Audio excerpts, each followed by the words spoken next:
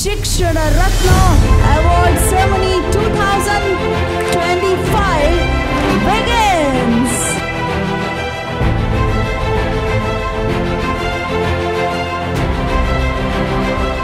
Round of applause for Kirti Verma RD.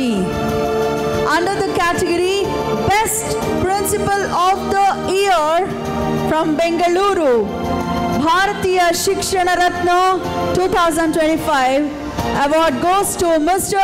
Kirti Verma, honored for being an exceptionally accomplished Principal of the Year, recognized for outstanding leadership and dedication to their students.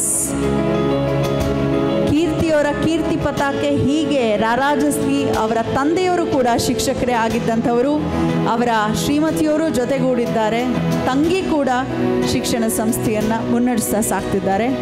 So teachers family ಅಂತ ಹೇಳ್ಬೋದು ಕೀರ್ತಿ ವರ್ಮಾ ಅವರದ್ದು. Congratulations ಕೀರ್ತಿ sir.